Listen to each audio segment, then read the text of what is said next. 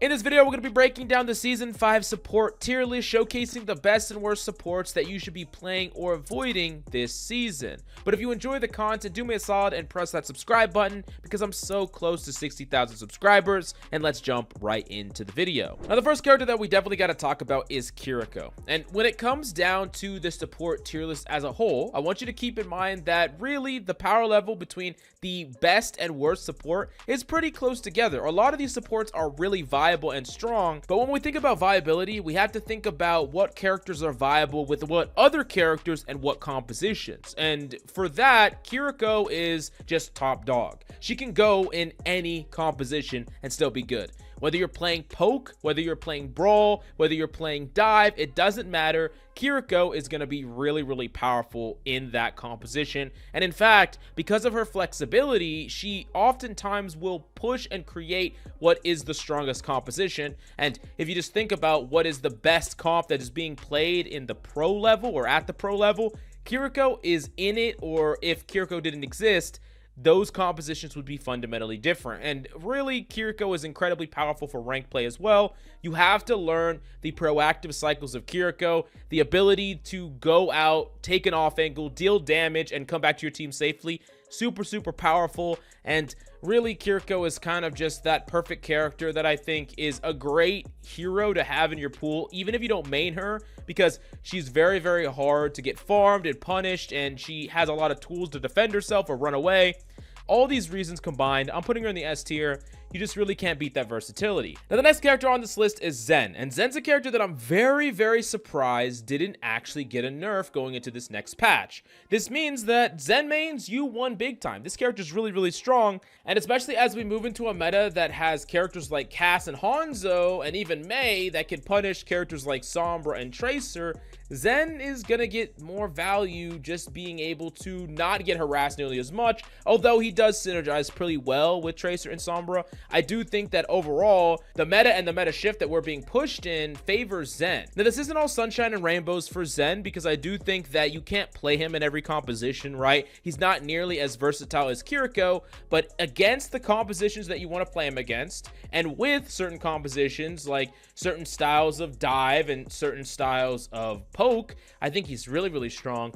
I just have to put him in the A tier. He's a great character to pick. He's my personal favorite pick. I do think that if you're someone that's an aggressive support, he's probably your best bet. So I'm going to put him in the A tier. Now, we do got to talk about Moira, and Moira has kind of moved all around the place. I still think that she's amazing. S tier. If you're in any of the medal ranks, I think that she's the best character that you could be playing, probably even outside of just the support role. In every role, I think she's probably the easiest way to climb. But specifically, when we think about her power level, I don't think that her utility matches up to a lot of what other characters can do. And especially when there's Hanzos, Sojourns, and Cassidy's running around, especially Cassidy, that can stop you from fading away and kill you very quickly, you can't be nearly as aggressive as you were before. You're not going to get away with as much as you did get away with before. Doesn't mean that you still can't be aggressive on this character. You should, and it doesn't mean you can't provide a lot of value in other ways besides just being a heal bot, which you absolutely should. I don't think that the meta favors her as much as before. I'm putting her in the C tier, but keep in mind, this doesn't mean that this character is not viable. I would imagine this character is still viable in Grandmaster Plus, but this doesn't mean that she's as strong as she was in the previous meta, and I did put her a little bit higher in the previous meta, and I think that things have kind of changed enough to where I don't imagine she being as dominant as she was before.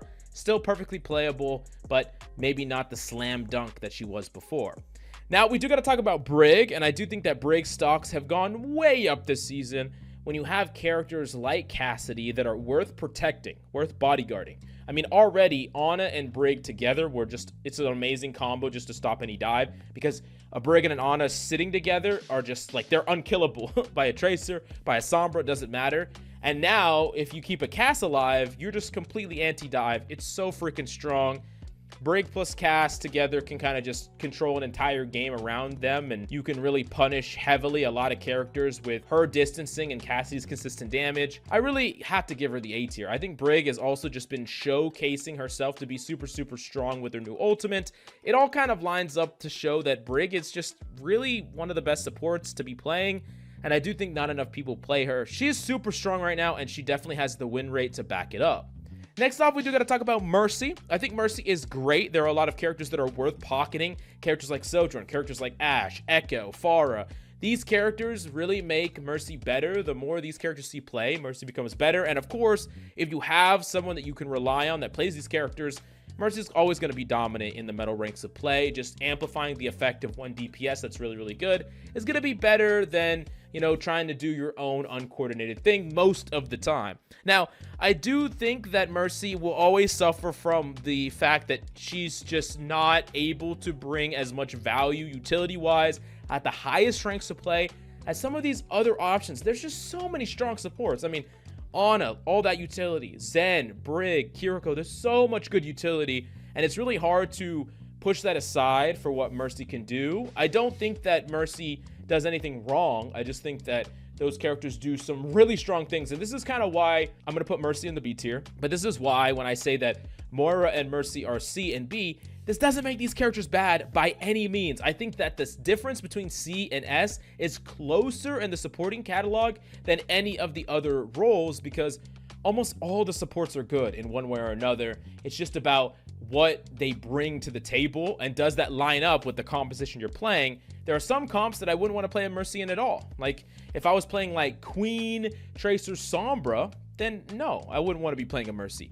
But if I'm rocking, you know, a freaking Sigma with an Ashe or a Diva with an Ashe, pocketing that Ashe, amazing. Pocketing that Sojourn Echo, you know what I'm saying. So anyways, I think that she could be a slam dunk in the right comps, but for the same reasons that Kiriko is S because she's versatile, Mercy isn't as versatile, so she's not going to be anywhere near there. Nor does I think she have the same level of power and influence over the meta as Zen and Brig. Next up, we got to talk about Ana. And Ana's a tricky one because I think that Ana is picked more than she's strong. I'm not saying that she's not strong, by the way, but I think she's picked more, especially in rank, than she is strong. Based on her pick rate, she is definitely S. I mean, she's the most picked support. I mean, she would be all the way up here.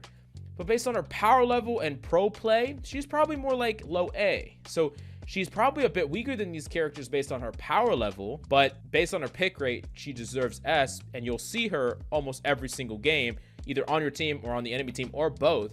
So I'm going to put her in the S tier just because you're going to run into her a lot, and I still think she's very, very strong. I just think that a lot of people over-evaluate what Ana can bring that other characters can also bring, but maybe even a bit more in the right circumstance. She's definitely a character that you can play in a lot of different ways. If you're proactive with your abilities, that's good, and you learn how to change how aggressive you are with your abilities. That's going to be kind of the key to succeeding this meta. But yeah, I'm still going to put her in the S tier just based on her pick rate alone. Now we got to talk about Lucio. And for Lucio, I'm going to put him in the bottom of A tier. Now, I think that he's much better in coordinated play in the highest ranks of play when you're enabling a certain strategy, specifically like a brawl type strategy, whether that is a Junker Queen strategy, a Zarya strategy, an Orisa strategy, even a Ramatra strategy, which for some reason Ramatra isn't down here, but you get the picture.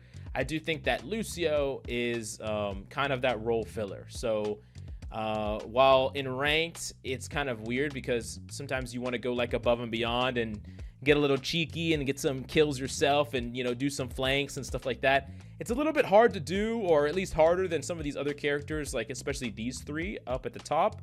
But one of the things that I think you can always do on Lucio in rank to get a lot of value is controlling the distancing of the enemy tanks. Like being able to push enemy Sigmas into your team, being able to push Junker Queens away and denying their big cleaves, booping Doomfist out of the way, making so you're like never an easy punch target, peeling for your teammates. I think there's a lot that Lucio can do in ranked as well that's just super powerful. Even if it feels a bit simple, I still think it's really good. And then just being an extra body and going with the diver can be just that thing where, like, let's say an Ana is dove by a Tracer, you know, the Tracer might be a little bit at an advantage depending on skill level.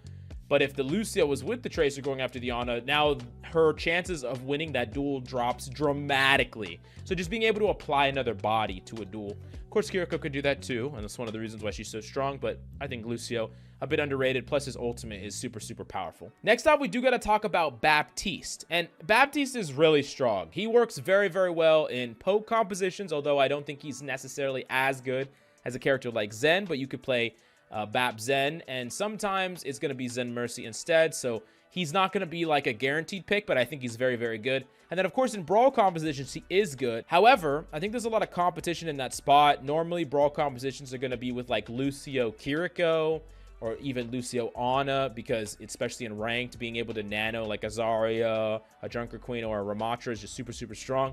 This isn't anything to say against this character. I think that BAP is underplayed and very, very good, and people should be playing it more, but it's not like there's any composition that he's just like a slam dunk always played in. I think that he can be played in these comps, but there are other options, and when there's other options, it makes him down the list. Like, if you think about characters that are either always played, like they fit in every comp, or they are 100% needed in certain comps, they're more likely to be higher up the list, especially if those comps are meta.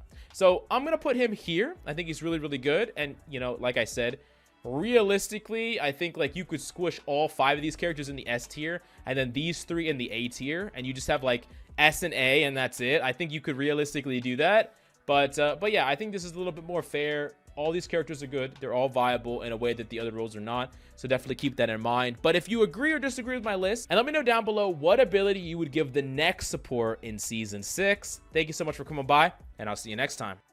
Why did I almost called him Brig? I don't know.